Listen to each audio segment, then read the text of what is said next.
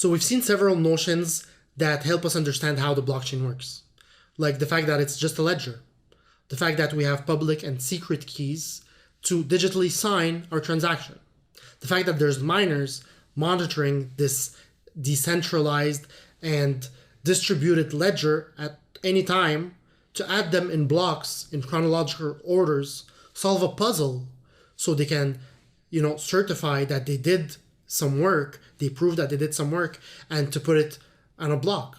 And there's a consensus mechanism waiting to see if there's enough people or, miners that confirm this. And then everybody can just look at the longest blockchain and the most recent block to see what is the actual picture of the truth that it is right now, right? So by doing all of this, what we have is something that we don't need to trust anymore, right? And that's what's amazing about it, because we've always had to trust somebody. We've had to trust the bank, we've had to trust, a company. Now we don't have to trust anybody. Why? Because we trust the protocol, we trust the system, and the system is unbreakable. So because of that, we don't actually care if somebody's a bad actor or not, because it doesn't affect us. We trust the protocol. We don't need to trust anybody because we don't trust anybody, right? And that's what the blockchain solves. Now, there's a bunch of other applications for the blockchain. It doesn't have to do just with cryptocurrencies.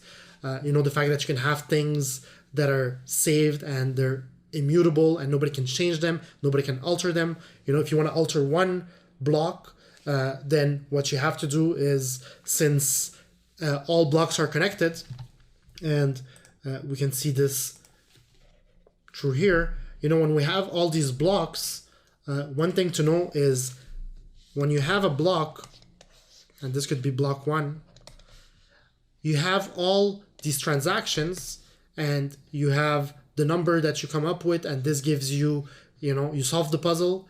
Well, the next block is going to reference this block, is going to have a reference of block 1, right? So this block 2 is going to have a reference to block 1, and this reference is a hash of that. So if somebody, in,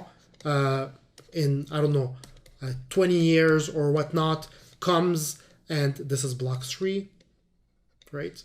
Block 3 has a reference of block 2, right? If somebody wants to come and change a transaction here or anything, well, what happens? The hash of this changes, so this has to change. And if this changes, well, guess what? The hash of this changes, so this has to change. So all the blocks are connected and they're immutable. You cannot change one block without changing all the other blocks. And to change all the other blocks, we've seen how much computational power and how unfeasible that would be.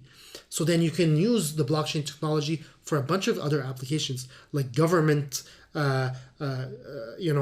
files or things that you do not ever want to be changed. You can use it for voting. You can use it for so many applications other than just cryptocurrencies, right?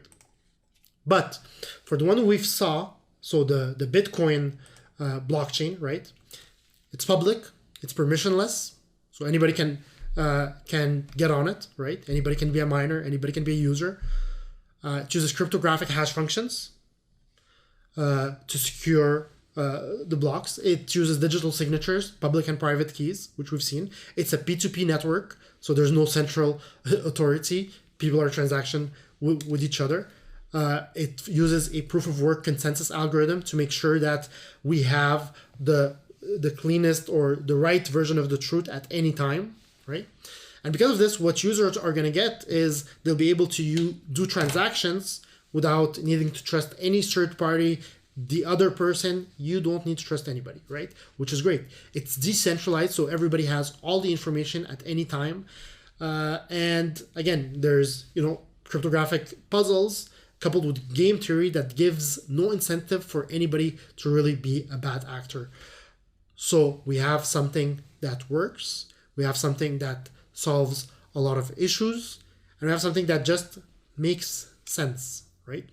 And this is really what the blockchain is. Now, for the purpose of this course, we wanted to understand the blockchain because we want to invest in cryptocurrencies. And this is the reason we don't want to go dig deep and spend 20 hours going into layers of blockchain. Just understand how it works, because it is going to relate into our investment process, right?